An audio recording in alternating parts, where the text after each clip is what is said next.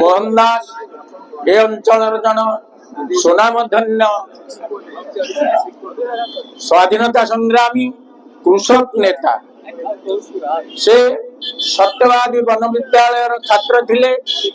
गोपबंधु नीलकंठ दास आचार्य हरिहर एमानकर प्रभाव तांको उपरे पड़िथिला। प्रकृत कथा जहाँ कृष्ण बाबू कहते गोपबंधु जो पत्रिका बाहर करथिले समाज तार दायित्व से मोहन दास को दबा पाई चाहूले। आजीवन संपादक मोहन दास रही थांते किंतु मोहन बाबू ए गरीब खटिखिया जनतार सेवा करिवा पाई मना कले।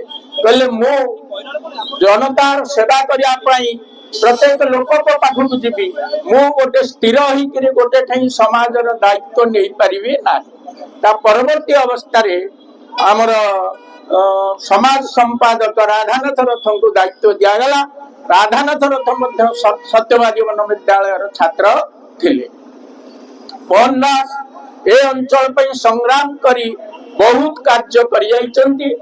प्रकृत रे ए जो निमापड़ा ब्रिज ए जगह रे हैला सेतबेले ओडिसा रा आर्थिक अवस्था भल नथिला।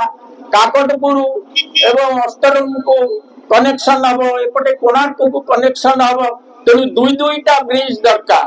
तो मोहन बाबू चिंता कले को जगह रे गोटाए ब्रिज कले गोटाए ब्रिज रे निमापड़ा कोणार्क एवं निमापड़ा ठारू अस्तरंग काकटपुर को कनेक्शन करियो। तेणु से गोटे प्रस्ताव देथिले एई जगह से ब्रिज हेइथिला। तेणु मोहन बाबूंकर चिंताधारा एवं तांकर जो कर्म जहाँ से करुथिले सब आंदोलन माध्यम रे सब समाधान होतरा। तेणु कौन सी लोक को खुशामत करी कौन सी कार्य से हासिल करुनथिले। जदि कार्य हेई न पारथला ताले आंदोलन माध्यम रे ताहाकु केमती हासिल करा जाई परिबो से ताहा शिखैथिले।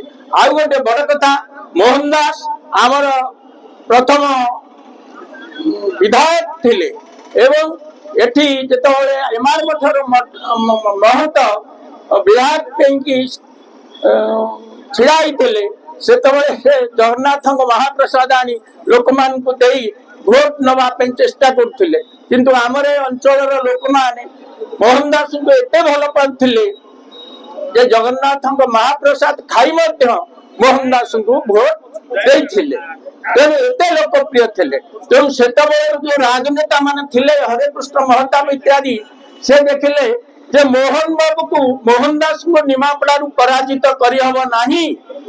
से जते दिन बंचित हेबे मोहन दास निमापड़ा निर्वाचित होके आसीबे। निमापड़ा लोक तांकु केबे हेले छाड़िबे नाही। तेणु गोटे षड्यंत्र करी एठी तांकर आसन केमती सुरक्षित न रहिबो सेति पई ए आसन को जो हरिजन कर दिया गला एवं मोहन दास साहू एठी स्टैंड करि पारले नाही।